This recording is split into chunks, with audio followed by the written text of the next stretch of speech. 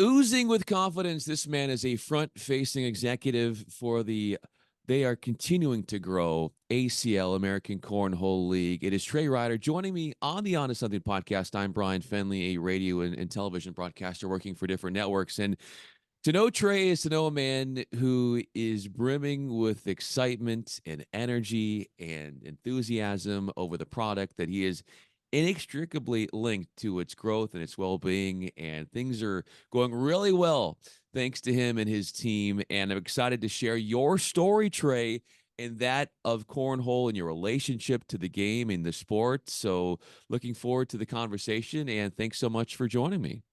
Yeah, thanks so much for having me. That was a nice little intro. I like that. Appreciate Hey, we're just it. getting started here, Trey. We're going to have some fun, as you know. So, one of the things that I already can glean from you is that you are loaded with enthusiasm. And that's just not for cornhole. Obviously, that's a big part of it. And the ACLU, where you recently got elevated to chief strategy officer, and congrats to you on that. But I feel like the way you play life is with enthusiasm. How did you come to be that way? Yeah, it's a great question, and sometimes I ask myself that a lot of times. Because I think it goes back to high school. I believe it or not, in middle school and even into the beginning part of high school, I was not an extrovert. I was an introverted kid, which would shock a lot of people to even say out loud. Those that know me, but I was just an introverted kid. I was very studious. I took school sometimes too seriously. I wish sometimes I could go back and loosen myself up a little bit. But yeah, I was the Ivy League aspiring kid. Like I wanted to be. I didn't. I made straight A's in high school. I was an engineering brain, math and science. I wanted nothing more than to go to Princeton. Princeton was my dream school, and I wanted to do a lot of things. And I spent a lot of time, like just in my studies and things of that nature. And then as I kind of went through the college process, I hit my junior year. I kind of realized that you couldn't just be someone that was really good at school. You had to expand a little bit. And so I kind of had to tell myself, okay, there's got to be a time in which I can, break out of my shell a little bit. And so I kind of out of the blue, I was someone that ran for like student council. And I wasn't a popular kid. I wasn't someone that had a ton of friends, but I was creative enough to create kind of a campaign with some catchphrases, and I made friends with the right people. And, I got on the student council, and that was kind of step one of me becoming a little bit extroverted. And then, I did that and I didn't get into Princeton. I didn't get into my dream schools, but, I ended up going to Clemson, which was one of the best things to ever happen to me. And I just found myself in the right group of people that allowed me to continue to be building on an extrovert. I ended up in a class that I'd already taken in high school, but it didn't transfer credit. So I actually signed up to be an undergrad TA. And when I signed up to be an undergrad TA, I was teaching physics to a room of 250 people, which I wasn't used to, but like I knew my subject well enough. And so all these things kind of stacked on top of one another to take this introverted kid and just kind of break him out of his shell a little bit. And if anything, it just having those different things gave me the confidence to be able to be the person that I am now. So I wasn't always like that. It was a couple things that led to me having to figure out how to be an extrovert, or at least pretend to be one, and then eventually led me into the personality that I am now. Good on you to have that self-awareness, to have that change mid-life, early in your life, to see how much different things can be and how much you've actually gained a lot of good things from that adjustment. And I hear you talk about physics, and now it makes all the sense in the world as to why you yourself are a good cornhole player, because you understand the physics that goes all the way back to you being a TA. But when you're running for office, for student office, Trey, And you got to be good at persuasive speaking. And obviously, what you're doing now, like you're out on the front lines and you're bringing in more fans of the sport, and you got to be persuasive in a sense too to attract a new audience. But when you're having those conversations with your fellow peers in high school per se, what are you saying to them? What is your approach to sort of say, hey, vote for Trey Ryder because it's a vote that you will not regret? Yeah, my campaign speech was "Go big or go home." That was that was my and it. And look, yeah, I've always had humor really baked into my personality. Like I believe humor is a great way that you can just communicate with people, and so I've always leaned on that in a way. But in addition to that, like I've just I've had to get really good at just putting myself in other people's shoes and trying to be empathetic. Empathy is something that I think can make someone really successful in life if they really understand how to use it, and just understanding where people are coming from and being able to step out of the situation that you're in and put yourself in a situation of somebody else. Not only does that allow you to be empathetic and even sympathetic to their situation, but it also allows you to be creative in ways that you communicate with people, and also allows you to relate to people in a good way. I think that even translates to what I do when I do broadcasting for cornhole. And you know how this is, like, you approach a broadcast at first, when you first got on the mic, or at least I did, I was just like, okay, I'm just going to talk about cornhole. But over the years it's evolved to, if I was sitting at home and I'm watching a sport, what do I want, right? As something, as someone maybe watching this for the first time, what do they want me to do, right? They want me to show excitement. They want me to explain to them something that may be confusing, and and a big thing with cornhole is clearly communicate exactly what the situation is, right? As a cornhole player, someone that I've thrown over 1 million bags probably in my lifetime. It's like, I know without even saying out loud or thinking about it for a second, if I throw this bag in the hole at this situation, the game is over and I win. But the people at home don't know that. So, that's part of it, is trying to put myself in the position of the people on the other side of the screen to understand what they need in order for themselves to have a successful and a positive experience viewing or in any other way of cornhole. Well, you said it too, like having an empathy gene probably makes you a better broadcaster as well, because not only do you understand what the viewer wants, but then if you're an empathetic person like myself, and potentially maybe you are like me as well, an old soul, that could be part of it as well. But when you get into the mind space of these competitors out there, and not only are you talking strategy, but you're also sharing their life stories and what they overcame to be on this stage, or what they do on the side and the obstacles they overcome. Understanding that side and being able to feature that on a broadcast, how much do you feel like that's tied to you being really good about being empathetic in that form as well?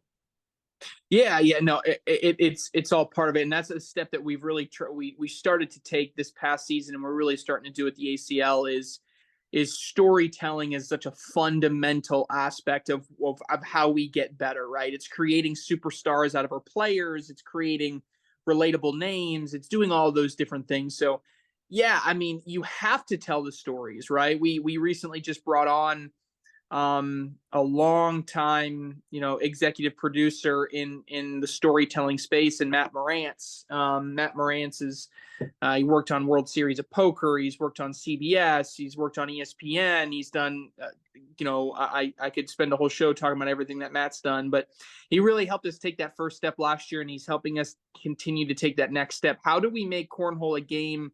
Because cornhole is so popular, and I've said this for years, for two reasons: accessibility and relatability. And accessibility really is on the part of the participation side of the sport, right? Low barrier of entry of skill. It's something that, literally anyone can play and anyone can win. That's our slogan. But the idea is, regardless of your age, sex, demographic background, doesn't matter. You can physically play cornhole. Not everybody can play football. Everybody can play cornhole. So that's one. But then on the relatability side, that's where it becomes super, super important to tell those stories, because when you story tell in cornhole, it's like no other sport. Because in football, for the most part, almost all of the stories are very similar. Mhm. At the most extreme level, it's someone that comes from a very underprivileged background, grinded away, found football as an escape, used football, made millions, and then bought their mom a house, right? In some instances, you may get, some different health related reasons that can make those stories really captivating. But a lot of these players have very similar backgrounds and ways that they got into the sport. Cornhole is very different in that I literally have professional players right now that are plumbers. Like I have a guy that's a plumber that's walking onto a television broadcast set right now. There's no other sport out there that has the level of exposure and the level of eyeballs on us right now that talks about those people. We have our pro division has a quadruple amputee. I mean, I have a guy in our sport that's got no arms below his elbows and no legs below his knees. What other sport can do that? I have teachers. I have, a retired cheese plant farmer for 30 years. I have PE teachers. Like, all of those people like make up this pro division that we have. And for us, the hardest part is not so much that we don't have the stories. We have the stories. It's telling them, because the one disadvantage that we had is that football player that I just talked about has now gone through at least 10 years of training on what it means to be a professional athlete, because they saw this long time coming. They knew this kid in high school was gonna at least flirt with the ability to be a pro football player. That's not the case with these cornhole players. This cornhole players, he may be a plumber for 25 years, picks up a bag, a year later he's good enough to be a pro player, and now all of a sudden I have to completely change this person's life and put them in a position where they can be the most successful person that they can be and teach them how to be TV ready. So it's interesting in that regard, because we're talking about two very, very different ways to approach professional sports. When you say, Trey, to kind of teach them or school them into being TV ready, especially when I don't want to use the word late bloomer, because maybe a lot of them have been playing, but then the last year or two, say somebody who has a completely different vocation, they commit themselves to cornhole and become a pro, but maybe they're not as comfortable because of the sudden rise as, say, like you said, a football player, where they know for many years that the path that they're going on, where now for ACL you've got a competitor who is in the spotlight, and they might not be comfortable talking about themselves because this is sort of like a newfound spotlight that they find themselves in. How do you get them comfortable to really share themselves in depth, to where you get those stories and they're endearing, and that you're able to get to a place with them where maybe they didn't think they could go? Practice. There's I wish I had a secret sauce, and if you have the secret sauce, you let me know, because I Okay.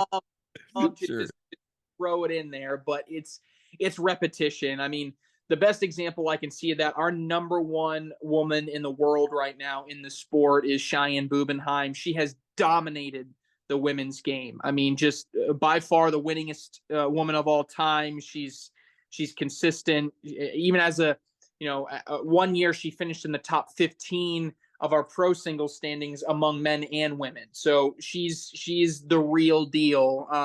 I remember when we first started seeing her kind of, grow as a player, interview wise, you put her in there, it was tough.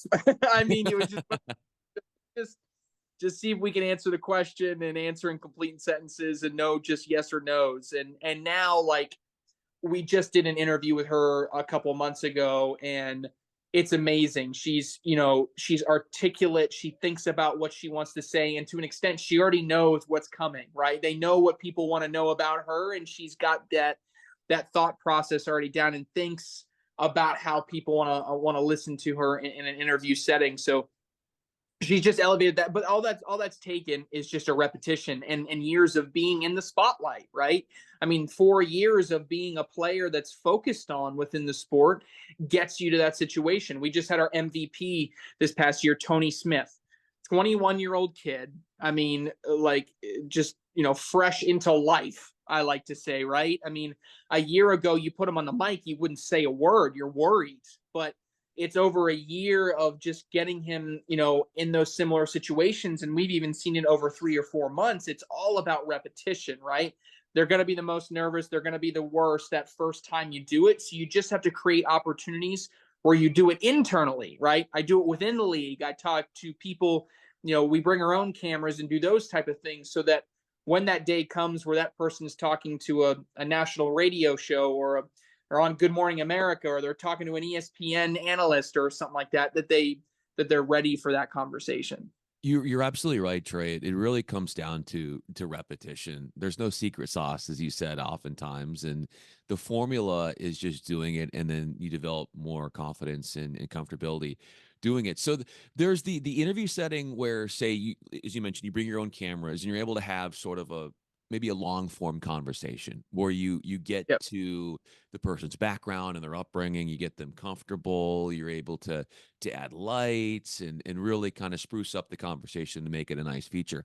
But when, let's say, you're asking questions following an event, or right after the winner is on top during a broadcast, and you're able to celebrate in that moment, what kind of questions do you figure are best right post event during the broadcast itself, where you go right to the competitor and you want to say this, and this, and that would be what people want to hear from them right after, say, the champ was known? Yeah, I think there's usually there's two categories that I'll usually go to, and I think are going to be the best for the audience at home. One of them is going to be a more strategic play, right?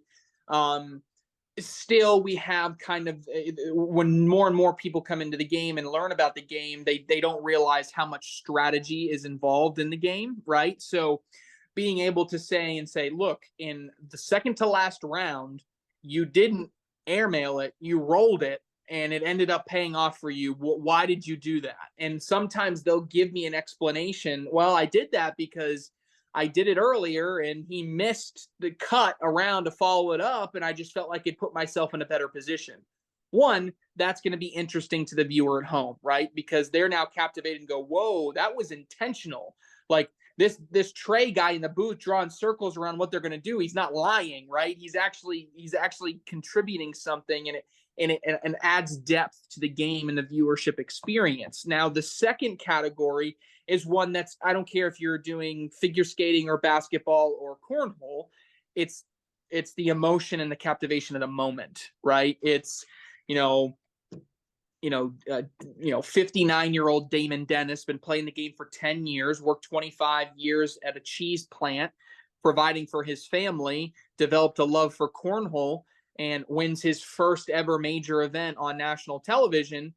And, if you ask him about his wife, the waterworks start and he's gone, right? Like, you just Damon, you say, what does this mean for you and your wife at this long journey? And then the waterworks start, and everybody at home, you just saw a 59-year-old country guy from Kentucky win a national championship on TV crying about his wife. If you don't like that, you don't like sports, right? So, I mean, that's usually the layup, and that's the easier one to go to, but it requires you to have a good relationship with that person to understand what those topics are that is really going to get them talking or get them emotional.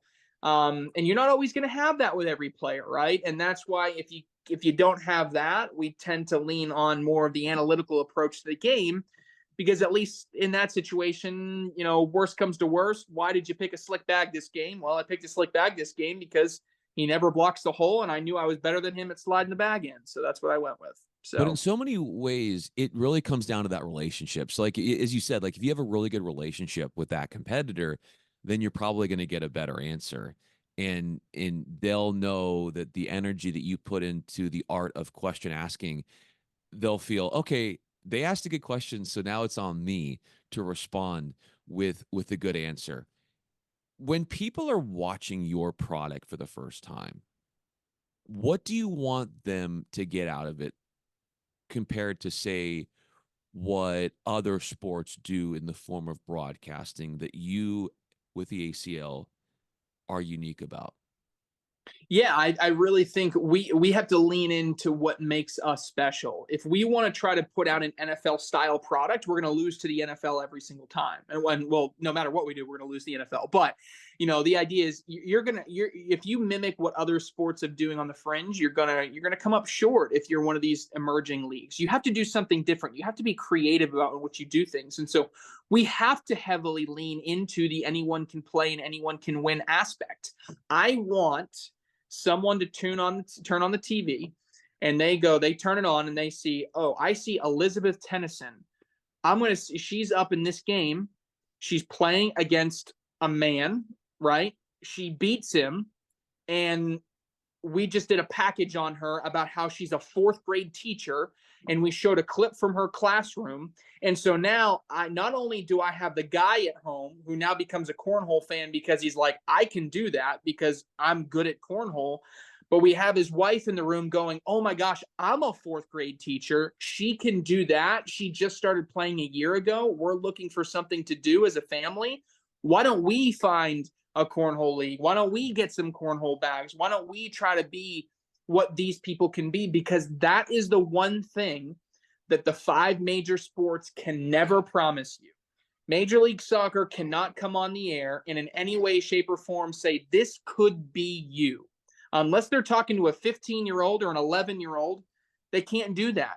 But for a 35-year-old plumber from West Virginia, cornhole can do that. And that's what makes it special. And that's what makes our product special to people that are watching it for the first time. It has a very wide net in terms of being able to sell it to people. And I would think that because of that approach that you've been just discussing, Trey, that it could not be that hard, or at least I would hope so, considering the product that you guys have, to then sell your story and your formula and your outlook on the sport to, say, television networks. And so you have the ability to have the accessibility for everybody, and there's a relatability to your sport, which helps sell the product. But then how does that help make it easier for you to sell the product to television networks who say, yeah, wow, like when we are looking for viewership numbers, when you take this approach where you can have somebody watch and they can dream about the prospect of they themselves being in the limelight, and that's actually possible, that makes a television network say, yeah, we're going to get viewers, and we're going to sign you guys on. Yeah, there's positives and negatives to it. So I'll say the same thing. I say this all the time, and this is the same headwind. Being chief strategy officer now, I've taken on sponsorships as a big part of it, and I'm also heavily involved in the TV deals and the negotiations there. You don't get fired for signing football or basketball, right? So if anytime you're going to sign cornhole, right, you have to be, your entire organization, top to bottom, has to be convinced that this is the right call and this is the good fit. The good news is for cornhole, we have the numbers, we have the story, we have everything to back it up. The negative to cornhole is you're still selling cornhole. And so that's always going to be a headwind that we have, at least for the short period, the foreseeable future. It's a similar headwind that esports faces, right? We talk about esports being the most single popular sport in the world. There are more people playing esports than soccer right now, right? When you think about it's soccer, it's the most popular sport in the world. There are more kids playing esports right now than any of that. But still, when you go to TV networks, when you go to sponsorship, when you do all these things, you're fighting the headwind. Well, it's esports, right? It doesn't matter if it gets better numbers. It doesn't matter if it does all these things. There's always going to be that headwind, at least for the short-term future. Now, I can't say in 10 years from now that headwind is all but eliminated, right? Because we're talking about this rotation and this new generation of people, not only playing cornhole, playing esports, but new generation of people that are getting up higher up in brands and corporations and networks that grew up in an era where cornhole and where esports are just normal, right? It's not a niche sport. It's not something that just came on my TV for the first time. It's something that's been a part of my culture forever. So the good news is, yes, what you just said makes our pitch that much easier. But there's still headwinds that you have to fight each and every time that you're trying to sell cornhole, and eventually those headwinds will subside, but it just takes time. You know what I think? I think there would be tailwinds if you were to sell cornhole as a video game itself. I think that would be a lot of fun. How much thought have you even pondered in terms of what that might look like or what the market could be for something like that? Yeah, so we had a video game developed, and you can play it. Made by Farsight Studios. So the idea was, let's do an entry level game, right? We're not necessarily talking Madden 25 or anything like that, but it's still a step up from your phone game, flick it and whatever. It's called ACL Pro Cornhole. We've done some level of getting some players in the game and motion capturing them and showcasing their throw styles and stuff like that. So the game is available if you Xbox, PlayStation, whatever you play on PC. You can check out ACL Pro Cornhole. So when we did that for the first time, it was like, wow, this is crazy. And so now our wheels are turning like, all right, how do we make this bigger? How do we make this better type of thing? Like, are there ways that we can, improve that and take the next step, and whether it's through the same developer or whatever. I mean, there's opportunities to really see where we can take the next step. Because yeah, I mean, as you said, that's a whole other realm of possibility. Yeah, the possibilities are limitless. Trey Ryder is with me. I'm Bryan Fenley, and helping you see that your career longitude or I guess you could say trajectory is limitless. I would think a good part of that has to do with the support of your wife. Where would you be? What would you be doing? How far along would you be personally without your wife? Man, you're giving me a good softball. So like a softball layup here, so I can just hit this one out, flip this, I can send it to her. So I appreciate that. I appreciate that very much. Yeah, no, I mean, support from her has been, nothing short of amazing and way more than I deserve. I'll never forget. So, kind of going back to my backstory a little bit, I graduated from Clemson University with a degree in chemical engineering. So I was an engineer for about 5 years. And starting in 2017, I took on a part-time role with the ACL, mostly started in broadcasting. But then from 2017 to 2021, it grew from, a broadcasting gig up to I was doing a lot. And I was probably putting in 30 to 35 hours a week in addition to my 40-hour a week engineering job that I was working. And so the amount of times where, I'm coming home from work, we're eating dinner, and then I go off in my little office with my green screen and I'm filming content and I'm talking cornhole, and I'm doing that for 3 or 4 hours a night. And she had to sacrifice that time for me to do that. And then, oh, can we go on a vacation? Well, I've already used a lot of my vacation days for cornhole to go do broadcasting. Can we try to extend our vacation around this specific date? We're going to Vegas. Can we add a day or two to Vegas and just make that our vacation? Like things like that I never, I never really got to appreciate until a couple years ago when I really look back and it's like, wow, the sacrifices that she was able to make. I mean, she was a teacher for a number of years before she left that industry to do something different. And, she had summers off, and summers were my busy season. And she spent weeks at home just by the pool by herself because I was, traveling all over the country. So, she was always my biggest cheerleader, and, she was always the one that gave me the most support that she possibly could have. And, and she also made me a better person, right? She kept me in line. Like there's something to be said about, a friend, a significant other, a partner that can tell you what you need to hear, and then sometimes what you want to hear, but mostly what you need to hear. So she's been a good ego check for me, and cornhole's always been my passion. She's got other life passions, and we're really supportive of one another, and it's just been a great partnership. But yeah, there's no way. Not only would I be here professionally, but I wouldn't be the person and the personality that I am today without her support. We started this conversation, Trey, talking about enthusiasm, and I see where a lot of it came from. And when you have a wife that inspires you to seek out those passions like you do for her, then you're able to get the best form of yourself out there for people to see. And having a significant other that wants you to be the best version of yourself for people to see. No wonder she's a keeper. And no wonder you are, Trey, a keeper when it comes to the ACL. Trey Ryder, I'm Bryan Fenley, man. Thanks so much, man, for this conversation. I had an absolute blast. Yeah, well, thank you so much. Anytime I can talk cornhole, I usually take that opportunity. So yeah, I appreciate you having me very much so.